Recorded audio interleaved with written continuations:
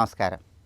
తిరుప్పావై పాసురాలకి చాలా సులభంగా అందరికీ అర్థమయ్యే రీతిలో డాక్టర్ కావూరి పాపయ్య శాస్త్రి గారు గోదా గీతమాలిక అనే పేరుతో తెలుగులోకి అనువాదం చేశారు. తిరుప్పావై పాసురాలలో ఉన్న 12వ పాసురానికి డాక్టర్ కావూరి పాపయ్య శాస్త్రి గారు గోదా గీతమాలికలో ఉన్నటువంటి 12వ గేయంలో ఏ విధంగా వర్ణన ఇస్తున్నారో, 12వ గేయంలో ఉన్నటువంటి అంతరార్థం ఏంటో, విశేషార్థం ఏంటో మనం పరిశీలించినట్లయితే, పాలవెల్లువలెత్తు పాడి పంటలు గలుగు యదువీరు సోదరి నిదురలేవే చలి, తలపైన మంచుపడ తలవాకిటను నిలచి నిన్ను మేల్కొల్పెదము నిదురలేవే చలి, అసురేసు రావణుని అనిలోన గూల్చిన రామచంద్రుని గూర్చి కోమలీ పాడెదము, వ్రజమునందలి గోప వ్రజమెల్ల నవ్వెదరు ఇంత నిద్దుర ఏల ఇంతిరో మేల్కొనవే అంటూ డాక్టర్ కావూరి పాపయ్య శాస్త్రి గారు ఈ 12వ గేయంలో ఇంకా నిద్రలేవని 10 మంది గోపికలలో 7వ గోపికను నిద్ర నుంచి మేల్కొల్పుతున్నారు. ఈ 7వ గోపికను నిద్ర నుంచి మేల్కొల్పటంలో ఉన్నటువంటి అంతరార్థాన్ని మనం పరిశీలించినట్లయితే, ఇక్కడ గేయంలో పాలవెల్లువలెత్తు పాడి పంటలు గల్గు యదువీరు సోదరి నిదురలేవే చలి అంటూ వర్ణన చేస్తున్నారు. అంటే దీనిలో ఉన్నటువంటి అంతరార్థం ఏంటంటే, ఇక్కడ 10 మంది గోపికలలో 7వ గోపిక గృహమంతా కూడా చక్కగా పాడితో సస్యశ్యామలంగా ఉంది. అంటే ఆ ఇంట పాలధారలు ఎప్పటికీ తరిగిపోకుండా ఉన్నాయని దీనిలో ఉన్న అంతరార్థం. ఇక్కడ దీనిలో ఉన్న విశేషార్థాన్ని మనం పరిశీలిస్తే, జీవులందరూ కూడా లేగదూడలుగా భావించుకోవాలి. శరీరం అనేటటువంటి కర్రకి కర్మ అనేటటువంటి తాడుతో అందరూ కట్టబడి ఉన్నారు. కాబట్టి కర్మ అనేటటువంటి తాడును తొలగింపజేసినప్పుడు శరీరానికి మోక్షం కలుగుతుంది, శ్రీకృష్ణ పరమాత్మ అనుగ్రహం కలుగుతుంది అని చెప్పటమే దీనిలో ఉన్న విశేషార్థం. మరి కర్మ ఫలితాలు అధిగమించాలంటే ఏం చేయాలి? దానికి ఇక్కడ గేయంలో ఏం చెప్తున్నారంటే, అసురేసు రావణుని అనిలోన గూల్చిన రామచంద్రుని గూర్చి కోమలి పాడెదము అంటున్నారు. అంటే దీనిలో ఉన్న విశేషార్థం ఏంటంటే, శ్రీరామచంద్రమూర్తి రావణాసురుణ్ణి సంహరించి, కుంభకర్ణుణ్ణి సంహరించి విభీషణుడికి రాజ్యాధికారం అప్పగించాడు. రావణుడు, కుంభకర్ణుడు వీళ్ళందరూ కూడా రజోగుణ తమోగుణ ప్రధానులు, విభీషణుడు సత్వగుణ ప్రధానుడు. కాబట్టి సత్వగుణ ప్రధానుడైనటువంటి విభీషణుడికి రాజ్యం అప్పగించటానికి శ్రీరామచంద్రమూర్తి రజోగుణ తమోగుణ ప్రధానమైనటువంటి రాక్షసులను సంహరించాడు.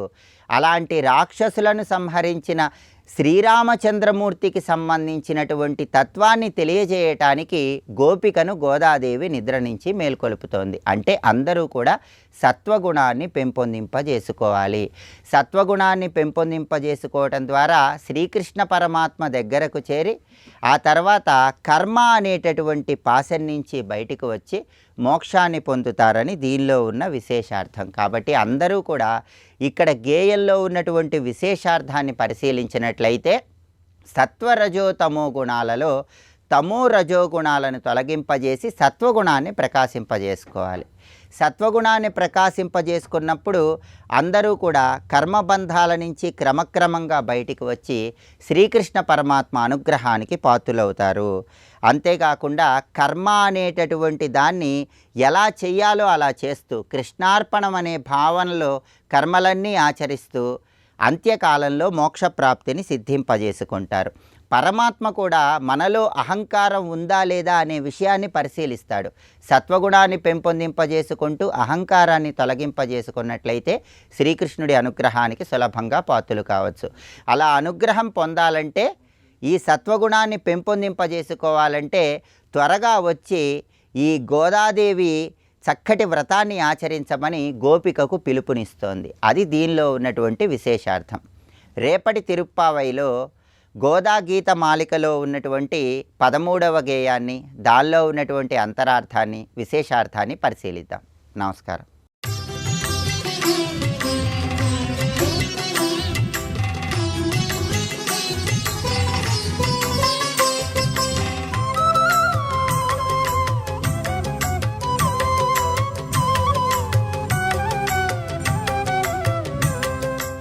ద్వాదశ్యాం పృథుకాన్ దివ్యే దత్వాచార్యాయ యో దదేత్ తానేవ చ మునిశ్రేష్ఠ సదేవి ప్రియతాం వ్రజేత్. అటుకులని ద్వాదశి నాడు నివేదన చేసినట్లయితే అతడు అమ్మవారి యొక్క అనుగ్రహానికి పాత్రుడవుతున్నాడు, జ్ఞాని అవుతున్నాడు. త్రయోదశ్యాంచ దుర్గాయే చణకాన్ ప్రదాతి చ. చణకం అంటే శనగలు. శనగల్ని త్రయోదశి నాడు ఇచ్చినట్లయితే అది సత్సంతానాన్ని కలిగిస్తున్నది. చతుర్దశ్యాం దేవర్షే దేవ్యై సక్తూన్ ప్రయచ్చతి.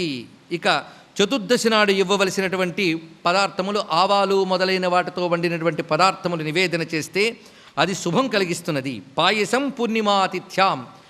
పూర్ణిమ నాడు పాయసం నివేదన చేయమని వివరిస్తున్నారు. ఈ విధంగా ఒక్కొక్క రోజుకి ఒక్కొక్క ప్రత్యేకతను చెప్తూ అమ్మవారిని ప్రసన్నం మనం చేసుకోవాల్సిన పద్ధతి. అదేవిధంగా చతుర్దశి నాడు పేలపిండి నివేదన ఒకటి వివరంగా చెప్తున్నారు. చతుర్దశి నాడు ఎవరైతే పేలపిండి నివేదన చేస్తారో వారికి శుభం కలుగుతున్నది. పూర్ణిమ నాడు పాయసాన్ని విశేషంగా చెప్పారు. అది పితృనుద్ధరతే, వాళ్ళు పితృదేవతలు తరించుతారు అనే విషయాన్ని వివరిస్తున్నారు. అలాగే వారముల యందు కూడా ప్రత్యేకంగా చెప్తున్నది. పైగా ఈ వస్తువులతో ఆ తిథుల్లో హవనం చేసినా శ్రేష్టమే అన్నారు. ఇక్కడ నివేదన ఒకటి, దానం ఒకటి, హవనం కూడా వివరించారు. ఇక రవివారే పాయసంచ నైవేద్యం పరికీర్తితం. ఇక దినముల యందు ఎలా చేయాలో వివరిస్తున్నారు ఇక్కడ. పైగా ఇక్కడ పూర్ణిమ పాయసం అన్నామే, మరి అమావాస్యకి వెంటనే వస్తుంది. అమావాస్య పూర్ణిమ పూర్ణ తిథులు కనుక రెండిటికి పాయసమే మనం ఇక్కడ తెలుసుకోవాలి. రవివారే పాయసంచ నైవేద్యం పరికీర్తితం సోమవారే పయప్రోక్తం భౌమేచ కదలీఫలం.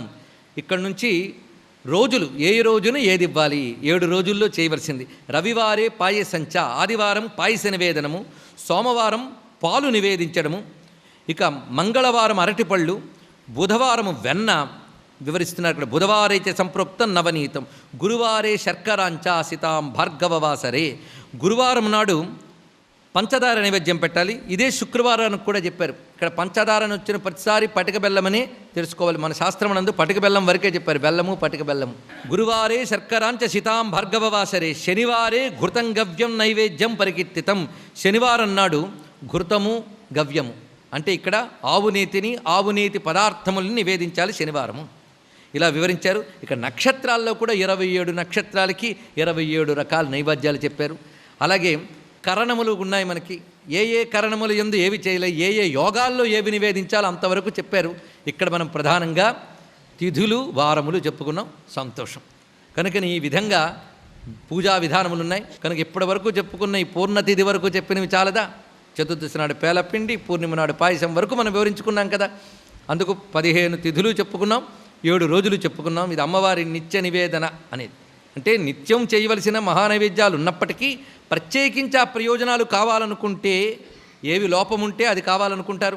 పాయసం పెడితే ఎలాంటి మొండి రోగాలైనా పోతాయి. ఎందుకంటే ఆవిడే భానుమండల మధ్యస్థ. ఇవన్నీ తెలుసుకోవాల్సినవి. ఈ విధంగా మనకు దేవీ భాగవతం మన బ్రతుకులో పాప సంహారం కోసమని, మనం తరించడానికి, ఇహపర సిద్ధులకి కావలసినవన్నీ ఇస్తున్నది. అయితే పురాణములు మనకు కేవలం ఐహిక వాంఛలు తీర్చడానికి, పాప సంహరణానికి మాత్రమే పనికొచ్చే అంశములు చెప్తాయి. అంతేగాని వేదాంతము చెప్పిన ఉపనిషత్తులు మొదలైనవి చెప్పదు అనుకుంటే పొరపాటే. మొత్తం వేదం ఏం చెప్పిందో వాటన్నిటి పురాణం చెప్తుంది. ఎలాగంటే సామాన్య మానవులకు కూడా అందుబాటులోకి తేవడం కోసం పురాణం వచ్చింది. ఆ పురాణం అనేదే లేకపోయింటే హిందూ ధర్మం ఇంత సామాన్యుల స్థాయిలో ఉండేది కాదు. ఇక్కడ పురాణములు వేదము చెప్పిన వాటిని ప్రతివాడి చేత చేయించడం కోసం ఇన్ని పద్ధతులు ఏర్పరిచింది. ఇప్పుడు చెప్పినవి ఎవరు చేయలేరో చెప్పండి? సులభంగా చేయవచ్చు. ఫలితం చూస్తే ఎంతో కష్టపడితే కానీ పొందని సత్ఫలితాన్ని ఎంతో సులభంగా పొందదగ్గ పద్ధతులు మనకి ఇక్కడ చెప్పారు. ఇవి దృష్టిలో పెట్టుకుని అమ్మవారిని ఆరాధన చేస్తే ఇహ జీవితం చాలా బాగుంటుంది. ఐహిక వాంఛలు తీరడమే కాకుండా అమ్మవారిని ఆరాధించి తీర్చుకున్నావు గనక క్రమక్రమంగా నీకు పాపనాశనం జరిగి చిత్తశుద్ధి కలిగి అప్పుడు నీకు వేదాంత శ్రవణముపై ఆసక్తి కలుగుతుంది. అమ్మ అనుగ్రహం చేత అది వంట పడుతుంది, నీకు ముక్తినిస్తుంది. అందుకు దేవీ భాగవతంలో విశేషంగా అద్వైత జ్ఞానాన్ని, వేదాంత జ్ఞానాన్ని చాలా విస్తారంగా చెప్తారు. మొదటి నుండి చివరి వరకు కూడా అనేక సందర్భాల్లో వివరిస్తారు ఇక్కడ. పైగా దేవీ భాగవతం వేదాంతంలో అద్వైతాన్ని చూపిస్తున్నది. అసలు వేదాంతం అంటే అద్వైతమే. సరిగ్గా అర్థం చేసుకోలేక మిగిలిన వాళ్ళు ఆ 2 పరాలుగా అర్థం చెప్పారు. కానీ దేవీ భాగవతం వ్యాస హృదయం అద్వైతాన్ని చాలా నేరుగా స్పష్టంగా చూపిస్తూ ఉన్నది. దానికి విరుద్ధంగా చెప్పిన వాటన్నిటిని అవైదికములనే ప్రస్తావన చేసింది. అయితే ఎక్కడెక్కడ చెప్పింది అంటే, ఎప్పుడైనా వేదాంత విద్య చెప్పే సందర్భాలు ఎప్పుడు వస్తాయంటే వేదాంత విద్యని స్వచ్ఛంగా చెప్తే దాని పేరు గీత. అలా మనకు భగవద్గీత, భగవద్గీత అంటే బ్రహ్మ విద్య, ఇది అర్థం. ఎప్పుడైనా గీతాశాస్త్రం అంటే వేదాంత విద్య అని అర్థం. అలాంటి గీతలు మనకి భగవంతుడు చెప్తే భగవద్గీత, భగవతి చెప్తే భగవతీ గీత. అమ్మవారు కూడా గీత చెప్పారు. ఆ గీత చాలా విశిష్టమైనది ఉన్నది. ఈ గీత కూడా నిత్య పారాయణం చేయదగ్గ గీత ఇది. పైగా విచారణాత్మకమైన బుద్ధితో దాన్ని శ్రవణం చేయాలి, వినాలి. అలాంటి దేవీ గీత మనకి 2 దేవీ భాగవతాల్లోనూ ఉన్నది. చిత్రం. అయితే ఇప్పుడు ప్రధానంగా మనం చెప్పుకుంటున్న 12 స్కంధముల మహాభాగవత పురాణం 9 అధ్యాయాలు గీత చెప్పింది. అలాగే దేవీ మహాభాగవతం పేరుతున్న ఉపపురాణం ఏదైతే ఉన్నదో అది 3 అధ్యాయాల్లో గీత చెప్పింది. అయితే ఇందులో ఏది గ్రాహ్యం అంటే 2 గ్రాహ్యమే. నిజానికి ఈ 9 ఆ 3 కలిపితే ఇంకా బాగుంటుంది. చాలా విశిష్టమైన అంశములు రెండిట్లోనూ ఉన్నాయి. ఏది విస్తారంగా చెప్పడానికి సమయం లేదు. చిత్రం. కానీ ఎంత అద్భుతంగా చెప్తారో ఈ గీత మాత్రం. ఎప్పుడైనా గీతలు యొక్క హృదయం మాత్రం వేదాంత విద్య ఇవ్వడమే. ఎందుకంటే భగవంతుడికి జీవులు ముక్తి చెందాలి అనేటటువంటి కృప ఉంటుంది వారికి. ఆ కృపతో చెప్తారు మనకు ముక్తి పొందించడానికి. అయితే ముక్తి అందరికీ కావాలి, కానీ అందరి మానసిక స్థాయి ఒకటి కాదు, అందరి జీవలక్షణాలు ఒకటి కాదు. ఒక్కొక్కరు ఒక్కొక్క రకంగా ఉంటారు. వారి వారి పాప పుణ్యాల యొక్క వాసనల బలం ఒకటి ఉంటుంది కదా. కొందరికి ఆదివారం ఏ నివేదన చేయాలి, దీపం ఆవు నెత్తితో పెడితే మంచిదా, నువ్వులు నెత్తితో పెడితే మంచిదా, కొబ్బరి నూనెతో పెడితే మంచిదా, లేదా అష్టాంగ తైలంతో పెట్టాలా, వీటితోనే ఆగిపోతే ఇంకెక్కడా. కానీ ఇవి చెప్తూనే దాని పైది కూడా చెప్పడం ఉన్నదే అది గొప్ప విషయం అండి. అని ఇవన్నీ వద్దని కాదు, నిత్య జీవితంలో ఇవన్నీ అవసరమే. కానీ ఇవా పరమార్థం. అసలు పరమార్థం అమ్మ అంటే ఏంటో తెలియాలి, అమ్మపై భక్తి కలగాలి. భక్తి లేనప్పుడు కేవల బాహ్యక్రియల వల్ల లాభమే ఉంది. భక్తి ప్రేమ ఒకటి, తెలుసుకోవడం ఒకటి, 2 రకాలుగా ఉంటుంది. సర్వం శ్రీ జగన్మాతృ చరణారవిందార్పణమస్తు. స్వస్తి.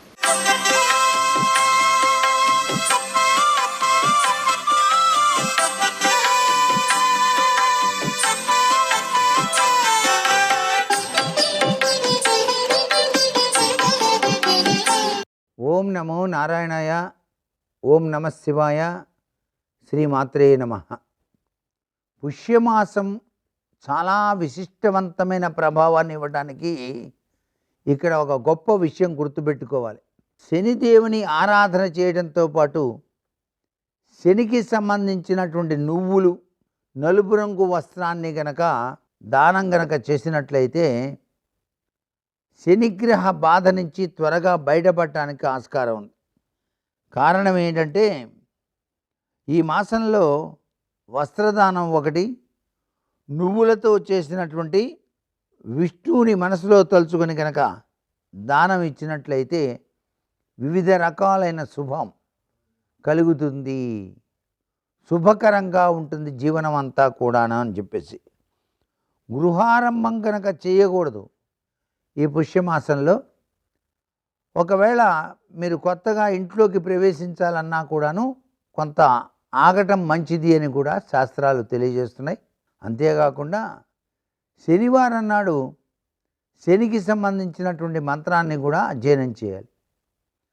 ఆ మూల మంత్రం శమగ్నిరగ్నిభిస్కరశ్చన్న సపతు సూర్య సంవాతో వాత్ప్రప అపశ్రిత అనే మంత్రాన్ని కూడా అనుష్ఠానం చేయాలి. అది 108 సార్లు చేస్తే చాలా మంచిది. అలా చేసిన తరువాత జమ్మి ఆకుల్ని ఉంచి నమస్కారం చేసి బెల్లం ముక్క నైవేద్యంగా సమర్పిస్తే విశిష్టవంతమైనటువంటి లాభాలు చేకూరుతాయి. అంతేకాకుండా హరిహరాత్మక తత్వంలో విరాజిల్లేటువంటి అయ్యప్ప భక్తులు భోజనం పెట్టి అయ్యప్ప భక్తులకు నలుపు రంగు వస్త్రాలని కనుక పుష్యమాసంలో కనుక దానంగా ఇచ్చినట్లయితే మిమ్మల్ని పట్టి పీడిస్తున్న వేధిస్తూ ఉన్నటువంటి గ్రహాలలో శనిగ్రహం యొక్క ప్రభావం పూర్తిగా తొలగిపోతుంది అని కూడా శాస్త్రంలో చెప్పారు. సర్వే జనా సుఖినో భవంతు.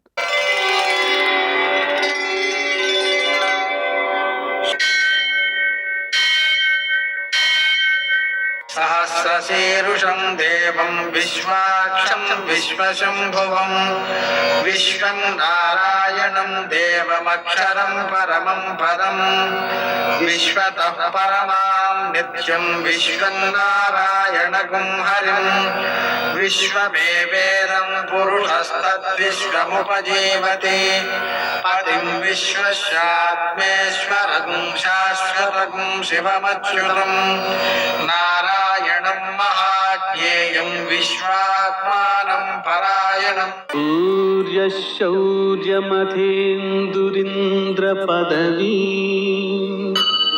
సన్మంగళం మంగళం. పద్మావతీ ప్రణయలాలితముగ్ధదేహ శ్రీ వెంకటేశరుణమోచనమస్తు మహ్యం. నేటి కాలమాన విశేషాలను గమనిద్దాం. స్వస్తి శ్రీ చాంద్రమాన విశ్వావసనామ సంవత్సరం ఉత్తరాయణం, కొన్ని పంచాంగాల్లో దక్షిణాయనం, హేమంత ఋతువు, పుష్యమాసం, శుక్లపక్షం, శనివారం. సూర్యోదయం 6:48, సూర్యాస్తమయం 5:46. తిథి సప్తమి, మధ్యాహ్నం 1:05 వరకు. నక్షత్రం పూర్వభాద్ర, ఉదయం 9:06 వరకు. వర్జం సాయంకాలం 6:32 నుంచి 8:06 వరకు. దుర్ముహూర్తం ఉదయం 6:48 నుంచి 8:16 వరకు. అమృతకాలం రాత్రి 3:57 నుంచి 5:32 వరకు. రాహుకాలం శనివారం కాబట్టి ఉదయం 9 నుంచి 10:30 వరకు. అష్టకవర్గ రీత్యా శుభప్రదమైన సమయం మధ్యాహ్నం 1 గంటకి. నేటి విశేషం, సూర్యోదయం నుంచి ఉదయం 9:06 వరకు త్రిపుష్కర యోగం ఉంది. ఆ సమయంలో మనం ధార్మిక కృత్యాలు చేయవచ్చు, కానీ కలహాలు, అప్పులు ఇవ్వడం లాంటి పనులు చేయకూడదు. ఎందుకంటే పునరావృతం అయితే కష్టాలు కలుగుతాయి కాబట్టి. మరి ఈరోజు శనివారం కావడం వల్ల సూర్యోదయానికి ముందే లేచి కార్యక్రమాలు చేసుకోవాలి. సూర్యోదయానంతరం మనం స్వామివారికి, శివునకు కేజింపావు నువ్వుల నూనెతో అభిషేకం చేసి, 1/2 కేజీ నల్ల నువ్వులతో పూజ చేసి, నూనెలో పసుపు కలిపి ఆవులకు రాయడం, నువ్వులు ఆహారంగా ఆవులకు అందించడం, వెంకటేశ్వర దీపారాధన, హనుమంతునికి పూజ, ప్రదక్షిణాలు, చాలీసా పారాయణ, అప్పాల నివేదన మొదలైన కార్యక్రమాల ద్వారా సకల గ్రహదోషాలను జయించి బుద్ధి, బలం, యశస్సు, ధైర్యం మొదలైనటువంటి వాటిని అన్నిటినీ పొందవచ్చు. ఈరోజు వ్యతిపాత యోగం ఉంది. మధ్యాహ్నం 12:17 దాకా ఉంది. సూర్యోదయంతో ప్రారంభించి ఆ సమయం వరకు 12:17 వరకు ఏ జపం చేసినా అత్యద్భుతమైన ఫలితం వస్తుంది. సుమారుగా 500 మిల్లీగ్రాములు బంగారాన్ని ఈ సమయంలో దానం చేస్తే మేరు పర్వతమంత బంగారాన్ని దానం చేసిన గొప్ప ఫలితం వస్తుంది. నదీ స్నానం చేస్తే అత్యద్భుతమైన ఫలితం వస్తుంది. గోదావరి స్నానం చేసిన, గంగా స్నానం చేసిన మన ముందున్న 1,000,000 తరాలు తరిస్తాయి. అంత గొప్ప విశేషం కలిగినటువంటి వ్యతిపాత మొత్తం గ్రహణాదుల కంటే, సంక్రాంతుల కంటే, అన్నిటికంటే కూడా చాలా విశిష్టమైన సమయం ఇది.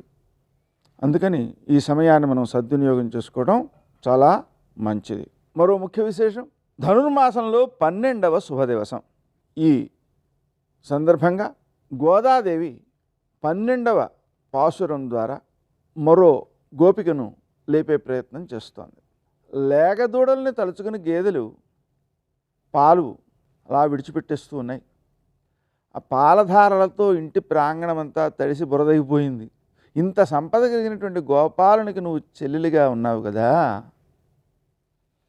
మేమందరం నీ వాకిట నుంచుని పైన మంచు కురుస్తుంటే సహించి నిలిచి ఉన్నాం. కింద పాదాల కింద పాలు, బురద, పైన మంచు, అయినా సరే మేము మాధవుణ్ణి తలుచుకుంటూ ఉన్నాం. నువ్వు తొందరగా రా, ఆ మాధవుని యొక్క సాన్నిధ్యాన్ని పొందడం కోసం చేసే వ్రతాన్ని చేద్దాం. నీ గుమ్మంలోనే ఉన్నాం మాలే. ఆ రోజు సీతమ్మను అపహరించాడనే కోపంతో పరమాత్ముడైనటువంటి శ్రీరాముడు ఆ రావణాసురుడిని మట్టుపెట్టాడు. అతని గుణగణాలను మేము కీర్తిస్తున్నాం, పాడుతున్నాం. ఇంత చేస్తున్నా నువ్వేం నోరు మెదపట్లేదు. ముద్ర నిద్ర. అసలు నీ గొప్పతనం ఏమిటో మాకు తెలుసు. నువ్వు గొప్ప చూపించక్కర్లేదు, లే, మొద్దు నిద్ర చాలించి మేలుకో, మాతో కలిసి వ్రతం చేయడానికి సహకరించు అని 7వ గోపికను లేపుతోంది నేటి ఆణిముత్యాలు.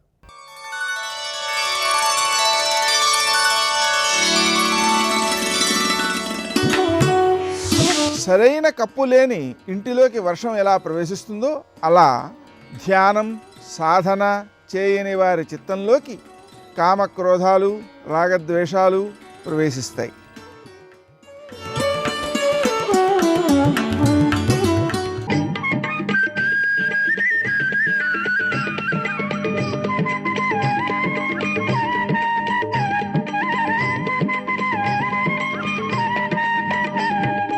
సుబ్రహ్మణ్యం సుబ్రహ్మణ్యం షణ్ముఖనాథ సుబ్రహ్మణ్యం సుబ్రహ్మణ్యం సుబ్రహ్మణ్యం షణ్ముఖనాథ సుబ్రహ్మణ్యం.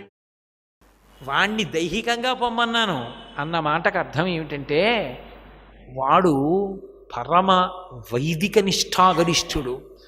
సమాజంలో పాపం ఎక్కువైపోతోంది, ఇందులో ఇమిడి సంచారం చేసి కడగలేవు, అందుకుని శరీరం విడిచిపెట్టేసి నువ్వు విదేహముక్తిని పొంది నాలోకి వచ్చేయి అని తీసేసుకున్నాను. నిన్నెందుకు ఉంచానో తెలుసా? నువ్వు మానసికంగా చచ్చిపోయావు, అంటే నీకు మనసు లేదు, నీకు రాగద్వేషాలు లేవు, పరిపూర్ణమైన సన్యాసిని తీసి సమాజోద్ధరణ కొరకు నిన్ను పంపాను శక్తినిచ్చి. మానసికంగా నువ్వు చచ్చిపోయావు, దైహికంగా వాడు చచ్చిపోయాడని అమ్మ నాతో అన్న మాటకు అర్థం అది అని చెప్పారు. సుబ్రహ్మణ్య ఆరాధనం గురించి మహాస్వామి చెప్తుండేవారు. సుబ్రహ్మణ్య ఆరాధనలో మహాస్వామి దిట్ట. అసలు ఆయన సన్యాసాశ్రమ స్వీకారం కుమారకోష్టంలోనే జరిగింది. అక్కడ స్నానమే చిట్ట చివరి స్నానం బ్రహ్మచారి గారు. కాబట్టి ఆ సుబ్రహ్మణ్యారాధన చేసేటటువంటి వాళ్ళకి లోపల దేవతలు మాత్రమే ఉంటారు, రాక్షసగణములు ఉండవు. రాక్షసగణములు లేని కారణం చేత, దేవతలే ఉన్న కారణం చేత వాళ్ళ కర్మానుష్ఠానం అంతా పరమభక్తి తత్పరతతో నిండిపోతుంది, పరమధార్మికంగా ఉంటారు. అప్పుడు వారి మాట ఏమవుతుందంటే, వారు మాట్లాడినది సత్యం అవదు, వారు సత్యమును మాట్లాడడం కాదు, వారు మాట్లాడినది సత్యం అవుతుంది. ఒక అల్పాయుర్దాయం ఉన్నవాడు వచ్చి నమస్కారం చేస్తే దీర్ఘాయుష్మాన్ భవ అన్నారనుకోండి, ఆయన అన్నారు కాబట్టి దీర్ఘాయుష్మంతుడు అవుతాడు, ఆయన మాట అబద్ధం అవడానికి వీల్లేదు. ఇక్కడ కారణం సుబ్రహ్మణ్య ఆరాధన ఆ శక్తికి ఎత్తేస్తుంది మనిషిని. అందుకే శంకరాచార్యుల వారు ఒక అద్భుతమైనటువంటి ప్రయోగం చేశారు. పూజలో పంచాయతనాన్ని ప్రవేశపెట్టారు. మీ ఇష్టదైవం ఎవరుంటారో వారు మధ్యలో ఉంటారు, చుట్టూ నలుగురు ఉంటారు. ఉదాహరణకి నేను శైవుణ్ణి అనుకోండి, పరమేశ్వరుణ్ణి నా కులదైవం ఆరాధ్య దైవం అనుకోండి, పరమేశ్వరుడు మధ్యలో ఉంటాడు, చుట్టూ విఘ్నేశ్వరుడు, సూర్యుడు, విష్ణువు, అమ్మవారు అంబిక నలుగురు ఉంటారు. నేను భేదభావంతో పూజ చేయకూడదు. శివుణ్ణి ఆరాధన చెయ్యాలి అంటే తిన్నగా పువ్వు శివుడి మీద వెయ్యకూడదు. వీళ్ళ అనుమతి లేకుండా నేను వెళ్ళలేను. అలా శివుడి దగ్గరికి వెళ్ళాలి అంటే ఎవరి మాటకు ఆయన లొంగిపోతాడో వాళ్ళ పాదం మీద పువ్వు వెయ్యాలి, ముందు ఈ నలుగురికి వెయ్యాలి. అంటే ఇప్పుడు మీరు శివుడు విష్ణువు భేదమని ఎలా అంటారు నాకు చెప్పండి? ఆయన పాదాలు పట్టుకోకుండా శివుడు దొరకనే దొరకడు. విష్ణువు మధ్యలో ఉన్నాడు అనుకోండి, శివుడి పాదాల మీద వేయకుండా విష్ణువు దొరకడు. అది ఆయన సామరస్యం. భేదాన్ని ఆయన తిరస్కరించారు. పంచాయతన పూజ పెట్టారు, ఇందులో సుబ్రహ్మణ్యుడు లేడు. నేను అంటే శివుణ్ణి ఉదాహరణగా నేను చెప్తున్నాను. శివుడు మధ్యలో ఉండి విఘ్నేశ్వరుడు, సూర్యుడు, విష్ణువు, అంబిక నలుగురు ఉన్నారు, మధ్యలో శివుడు ఉన్నాడు. సుబ్రహ్మణ్యుడేడి? శంకరాచార్యుల వారు మరి షణ్మత స్థాపనాచార్యుడైనప్పుడు సుబ్రహ్మణ్యుడి ఆరాధనా విధానం మోక్షమునకు కారణమని భగవత్తత్వంగా నిర్ణయం చేశారుగా. మరి పంచాయతన పూజ అని 5 పెట్టి సుబ్రహ్మణ్యుడికి స్థానం ఎందుకు ఇవ్వలేదు? ఎందుకు ఇవ్వలేదంటే కారణం ఒకటే, ఆయన జ్యోతిస్వరూపుడు, జ్యోతియే సుబ్రహ్మణ్యుడు. వీళ్ళ నలుగురి దగ్గరికి పువ్వుడేయడానికి కూడా ముందు దీపం వెలిగిస్తారు, ఆ జ్యోతి ఆయనే. అందుకని ఇంక అక్కర్లేదు. అసలు ఇక్కడ జ్యోతి కన్నా ముందు సంధ్యావందనం చేయగానే సమిధాదానం ఉంది, అగ్నికార్యం ఉంది. అగ్నికార్యంలో అగ్నిహోత్రుడు ఆయనే, జ్యోతి ఆయనే. ఇక్కడ జ్యోతి ఆయనే. ఇక జ్యోతి ఆయన ఉంటే పోనీ దీపం పెట్టని వాడు ఉంటాడేమో, హారతిస్తుంటారుగా అస్తమానం. ఆ హారతిలో జ్యోతి ఆయనే. అందుకే ఇప్పటికీ అరుణాచలం సుబ్రహ్మణ్య క్షేత్రం అని ఓ పేరుంది. కారణం ఏమిటో తెలుసా? అగ్నిస్వరూపంగా ఉండేవాడు సుబ్రహ్మణ్యుడు, జ్ఞానాగ్నిగా ఉండేవాడు పరమశివుడు. అందుకే అగ్ని జ్యోతి వెలుగుతుంటుంది. కార్తీక పౌర్ణమి నాడు అంత పెద్ద జ్యోతి వెలిగిస్తూ ఉంటారు. అరుణాచలం సుబ్రహ్మణ్య క్షేత్రము అని ఒక ప్రతీతి. కాబట్టి అంత గొప్ప క్షేత్రమైనటువంటి అరుణాచలంలో అగ్ని దర్శనం, పూజలో జ్యోతిస్వరూపమే సుబ్రహ్మణ్య దర్శనం. సర్వం శ్రీ ఉమామహేశ్వర పరబ్రహ్మార్పణమస్తు. స్వస్తి.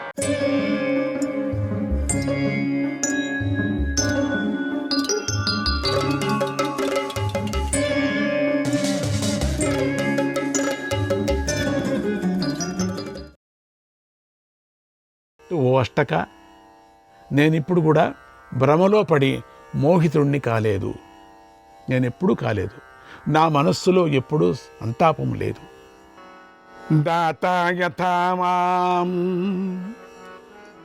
విదధీతలోకే ధ్రువం తథాహం భవతేతి మత్వా. ఈ లోకంలో బ్రహ్మదేవుడు నన్ను ఎలా నడిపిస్తున్నాడో నేను అలాగే ఉంటాను అని భావించాడు. ఆయన ఎట్లా పెట్టాడో ఆ విధంగా నేను ఉంటున్నాను. పరమాత్మ దాత యథా మాం విదధీతలోకే ధ్రువం తథాహం భవతేతి మత్వా. నువ్వు ఎట్లా పెడుతున్నావు అట్లుండా. ఓ మహాత్మా, చెమట నుండి పుట్టే పేలు మొదలైన స్వేదజాలంతా ఉన్నాయి. గుడ్లు నుండి పుట్టే పక్షులు మొదలైన అండజాలు, స్వేదజాలు అంటే చెమట నుంచి పుట్టేటువంటివి. కొన్ని చెమట నుంచి పురుగులు పుడుతూ ఉంటాయి. మనం అనుకోవచ్చు, ఎక్కడి నుంచి వచ్చింది పేను? చెమట నుంచే పుడుతుందట. మనం అనుకుంటాం వేరే వాడు ఆ పిల్ల దగ్గర కూర్చున్నాను మనకు వచ్చింది పేను అని. అది కూడా అవుతుంది. ఎక్కువ పెయిన్లు అయితే పారుకొని వస్తూ ఉంటాయి, ఇది వేరే. కానీ ఇక్కడే పుడతాయి. చెమట నుండి పుట్టేటువంటి పేలు మొదలైన స్వేదజాలు, ఇవన్నీ స్వేదజాలు అంటారు. స్వేదజాలు. గ్రుడ్లు నుండి పుట్టేటువంటి పక్షులు మొదలైనటువంటి అండజాలు. భూమిని ఛేదించుకొని వచ్చేటువంటి చెట్లు, లతలు మొదలైన ఉద్భిజాలు. సర్పాలు, క్రిములు, పురుగులు, చేపలు, రాళ్ళు, గడ్డి, కర్రలు ఇవన్నీ కూడా పురాకృత కర్మలను అనుభవించి నశించిన తరువాత వాటి స్వభావాన్ని, మూలతత్వాన్ని పొందుతాయి. ఇప్పుడు సమస్త జీవులు అని మనం అంటున్నాం కదా ప్రపంచంలో. అండజాలు, స్వేదజాలు, మరి ఇవన్నీ కూడా ఈ చెట్లు, రాళ్ళు, గుడ్డలు ఇవన్నీ ఏమి ఉన్నాయో, గుట్టలు, ఇవన్నీ తన కర్మానుసారంగా అనుభవించి మొత్తానికి ఒక్క చోట చేరుకుంటున్నాయి. ఇవంతా కూడా ఇవన్నీ కూడా ప్రారబ్ధం పూర్తి కాగానే సహజ రూపాన్ని పొందుతాయి. ఇవన్నీ రూపాలు ఉన్నాయి దీంట్లకు. చెట్లు కదులుతాయి, చెట్లు మాట్లాడతాయి, పర్వతాలు కదులుతాయి, పర్వతాలు మాట్లాడతాయి. ఎన్నో కథలు విన్నాం మనం. అందుకని ఇవంతా పూర్వకర్మ వాసన ప్రకారంగా అన్నీ అయ్యాయి. అయిన తర్వాత స్వస్థానానికి అన్నీ వెళ్ళిపోతున్నాయి. అందువల్ల అశాశ్వతమైనటువంటి సుఖదుఖాల స్వరూపం తెలిసిన నేను దేనికీ చింతించలేదు. ఏం చేయాలి, ఏమి చేసి బాధపడకుండా ఉండాలి అనే చింతలు విడిచిపెట్టాను. ఏం చేస్తే అటువంటి చింతనే నాకు వద్దని విడిచిపెట్టా. ఎంతో జాగ్రత్తగా ప్రవర్తించి శోక సంతాపాలను విడిచిపెట్టాను నేను. దుఃఖం చేత కుంగిపోకూడదు, సుఖం చేత పొంగిపోకూడదు. ధీరుడు ఈ రెండింటి యందు సమానంగా ఉండాలి. వివేక బుద్ధితో దైవం బలీయమని గ్రహించి మనుష్యుడు ఈ లోకంలో దేనియందు చిక్కకూడదు అన్నాడు యయాతి. యయాతిది ఎంత అద్భుతమైనటువంటి అష్టకుడికి బోధించినటువంటి నీతి. మళ్ళీ మనం ఒక్క పర్యం చదువుకుంటే అసలు ఇదే నీతి, మనకు ఇదే మోక్షదారి. ఇంతే చాలు. ఇంతలోనే ఉంది మోక్షం, ఇంతలోనే ఉంది. ఈ యయాతి అష్టకుడికి మాతామహుడవుతాడు. అంటే తల్లి వైపు నుంచి తాత అవుతాడు. అందువల్ల యయాతికి అష్టకుడు మనుమడు అవుతాడు కూడా. ఆ యయాతి అంతరిక్షంలో నిలిచి ఉన్న స్వర్గంలో ఉన్నట్లుగా భావించి అష్టకుడు ఇలా అడిగాడు, మహారాజా, నువ్వు మహాత్ముల్లాగా ధర్మాలను ఉపదేశిస్తున్నావు.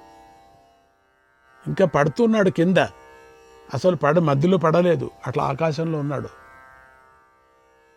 అందుచేత ఏ ఏ లోకాల్లో ఎంతెంత కాలం ఉండి సుఖాలను అనుభవించావో ఆ లోకాల గురించి ఉన్నది ఉన్నట్లుగా చెప్పు అన్నాడు.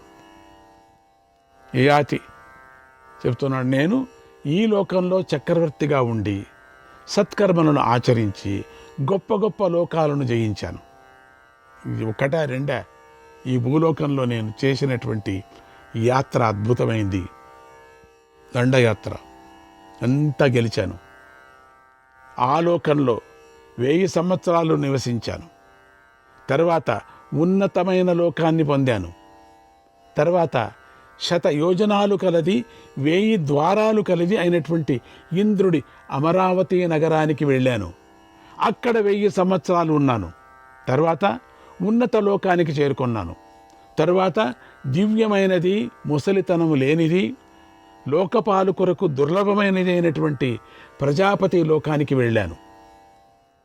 అక్కడ 1000 సంవత్సరాలు నివసించి ఉన్నత లోకానికి చేరుకున్నాను. అక్కడ బ్రహ్మదేవుడి భవనంలో ఉండి అక్కడి లోకాల్లో స్వేచ్ఛగా విహరిస్తూ నివసించాను. అక్కడ గల దేవతల చేత పూజింపబడుతూ వారి ప్రభావాన్ని, తేజస్సును నేను పొందాను. తర్వాత నందనవనానికి చేరి ఇచ్ఛానుసారంగా రూపాలు ధరించి 10 లక్షల సంవత్సరాలు అప్సరసలతో విహరించాను. అందమైన పూలు, పండ్ల వృక్షాలను చూస్తూ, మంచి మంచి పండ్ల వృక్షాలను చూస్తూ నివసించాను.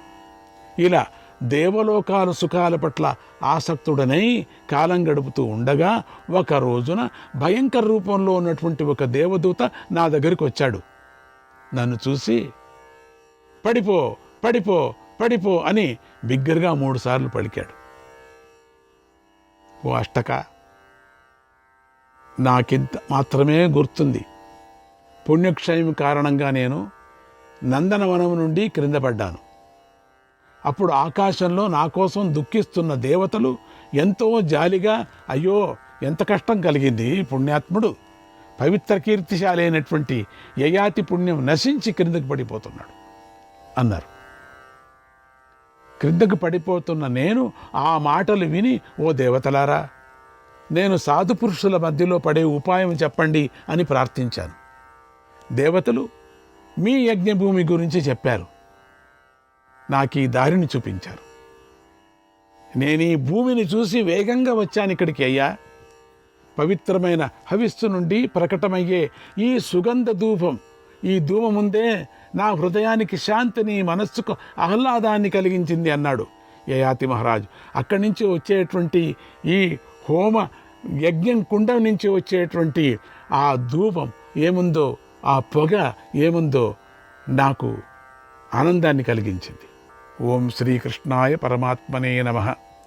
అష్టకుడు యయాతితో, కృతయుగ రాజులలో ప్రధానుడైనటువంటి యయాతి మహారాజా, స్వేచ్ఛగా ఇష్టం వచ్చిన రూపాలు ధరించి 10 లక్షల సంవత్సరాలు నందనవనంలో విహరించానని చెప్పావు. దానిని విడిచి ఎందుకని భూలోకానికి వచ్చావు అని అడిగాడు. తాను నోటి నుంచి చెప్పించడానికి యయాతి ఇలా చెప్పాడు, ఈ భూలోకంలో ధనం నశించిన వాడిని బంధువులు, మిత్రులు, తనవారు అందరూ కూడా ఎలా విడిచిపెడతారో, అలాగే పరలోకంలో పుణ్యము క్షీణించగానే ఈశ్వరుడితో పాటు సమస్త దేవతలు విడిచిపెడతారన్నాడు.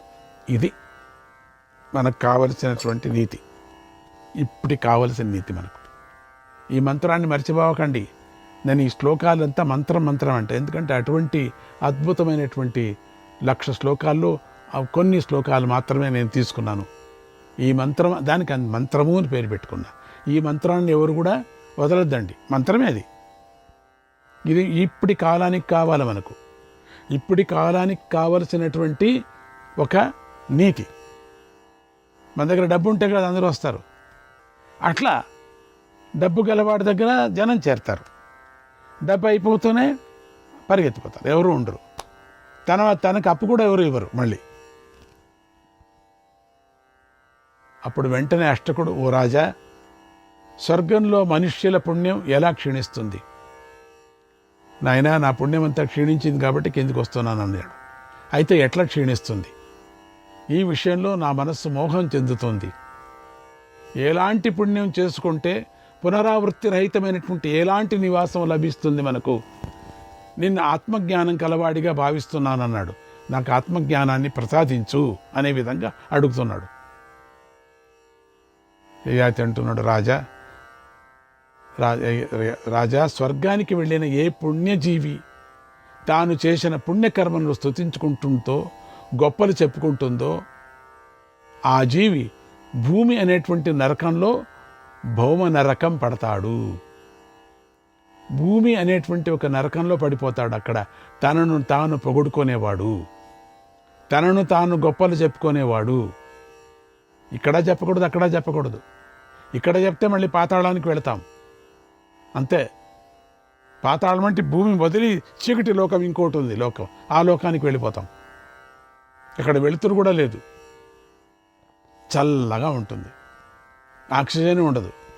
పాతాళ లోకానికి వెళ్ళిపోతాం, బలిచక్రవర్తి వెళ్ళిపోయినట్టుగా. అందుకని ఇక్కడ ఆ స్వర్గం నుంచి ఈ భూలోకానికి ఇదొక భూ నరకం అని అంటారు కూడా. అంటే కర్మ చేసేటువంటి భూ నరకం ఇది. భూమి స్వర్గమే. ఎట్లా ఉండే వాళ్ళకి స్వర్గం ఇంతవరకు చెప్పుకొచ్చానే, అవన్నీ అట్లా ఉంటేనే స్వర్గం, లేకపోతే నరకం. భౌమ నరకం అంటారు దీన్ని. ఆ భౌమ నరకంలో పడతారు. ఇక్కడ గ్రద్దలు, నక్కలు, కాకులు తినేటువంటి ఈ శరీరం కోసం అనేక శ్రమలు పడతారు. ఈ శరీరం తీసుకుపోలేం కదా, ఇక్కడ వేసేస్తాం. ఈ లోకంలో ఇవి మట్టి పురుగులు తింటాయి, లేక కాల్చేస్తే అంతే, కాల్చేస్తే అది కూడా అంతేనే, మళ్ళీ అంతే. మళ్ళీ ఆ బూది అంతా మళ్ళీ మట్టిలో కలుస్తుంది. పుత్రులు పౌత్రుల రూపంలో వృద్ధి చెందుతారు. మళ్ళీ ఎట్లా వృద్ధి చెందుతారంటే పుత్రులుగా, మళ్ళీ వాళ్ళ యొక్క పిల్లలుగా వృద్ధి చెందుతారు. వృద్ధాప్యము, రోగాలతోనూ శరీరం క్షీణిస్తుంటే పుత్ర పౌత్రాది మోహంతో తిరుగుతూ ఉంటారు. ఈ లోకంలో సుఖ అనే భ్రాంతియే కానీ సుఖం లేదు. కనుక ఈ లోకంలో మానవుడు నిందించదగిన కర్మలను విడిచి సత్కర్మలనే చేస్తూ విజ్ఞానాన్ని సంపాదించాలి. ఇది నీతి. ఆత్మస్తుతి, పరనింద రెండూ ప్రమాదానికి కారణాలు. ఆత్మస్తుతిని చేసుకోకూడదు, ఇంకొకరు నింద చేయకూడదు. ఇది విషయం. ఇంకేం కావాలో అడుగు చెప్తానన్నాడు. అంతా తన జీవితమే చెప్పుకున్నాడు యయాతి. అప్పుడు అష్టకుడు, ఓ రాజర్షి, మానవుడు మరణించిన తర్వాత ఈ కళేబరాన్ని గద్దలు, నెమళ్ళు మొదలైన జంతువులు, అంటే ఏ జంతువులో పొడుచుకొని తింటే మళ్ళీ ఆ జీవి ఏ రూపంలో ఎక్కడ పుడతాడు? నేను ఇంతవరకు భౌమ నరకం అనే పేరే వినలేదు. ఇదంతా నాకు ఆశ్చర్యంగా ఉంది, దయచేసి పూర్తిగా చెప్పు అని అడిగాడు.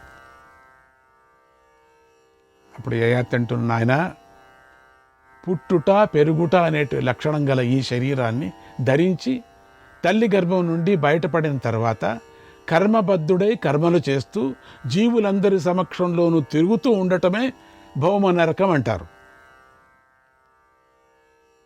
అంటే పుట్టిన తర్వాత మనం తిరుగుతున్నామే కష్టపడి, మళ్ళీ పుట్టడం, మళ్ళీ గిట్టడం, మళ్ళీ పుట్టడం, మళ్ళీ గిట్టడం అనేటువంటిది ఒకటి చక్రంలో చిక్కుకొని తిరుగుతున్నామే, దీనే భౌమ నరకం అంటారు. ఈ భౌమ నరకంలో పడగానే లెక్కలేనన్ని సంవత్సరాలు వ్యర్థంగా గడిచిపోతూ ఉంటాయి. అజ్ఞానంతో పుడుతూనే ఉన్నాం, మళ్ళీ పోయింది. ఈ జీవితం అంతా మళ్ళీ పోయింది. మళ్ళీ ఇంకొక జీవితం, అది కూడా పోతుంది. అందుకని జీవితం ఎప్పుడు జాగ్రత్త పడటానికి అవకాశం దొరికిందో పట్టేసుకోవాలి, మనం వదిలేస్తాం.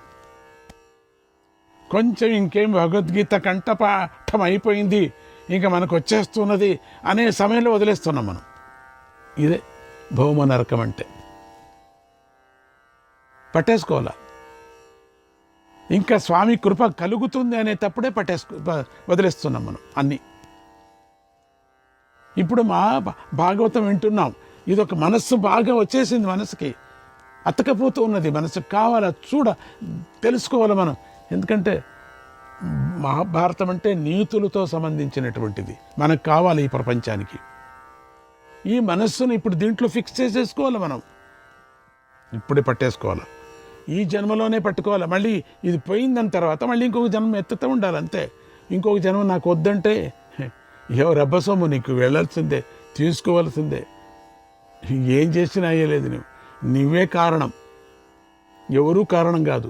నువ్వే పాపం మానసికంగా పాపం చేస్తున్నావు, దైహికంగా పాపం చేస్తున్నావు, ఇంద్రియాలతో పాపం చేస్తున్నావు, మనస్సుతో.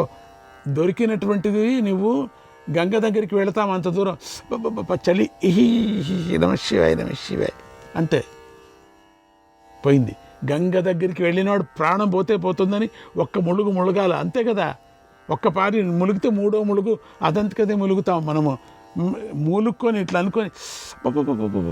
అనుకొని వెచ్చగా ఉన్నప్పుడు వెచ్చగానే ఉండాలనిపిస్తుంది. చలిలో ఉంటే చలిలోనే కాస్త అభ్యాసం అయిపోతుంది. ఏమవుతుంది, ఒక్కపారి ములిగితే అది అక్కడే వచ్చింది మనం చేసే తప్పు. అప్పుడే పట్టుకోవాలి మనం. ఆ భాగ్యం కొంచెంలో పోగొట్టుకుంటున్నాం మనం అంతా, చాలా కొంచెంలో. ఈ భౌమ నరకంలో పడగానే లెక్కలేనన్ని సంవత్సరాలు వ్యర్థంగా గడిచిపోతూ ఉంటాయి.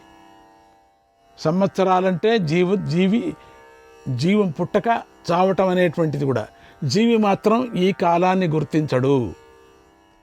ఎందరో జీవులు స్వర్గంలో 60,000 సంవత్సరాలు ఉంటారు, మరికొందరు 80,000 సంవత్సరాలు ఉంటారు.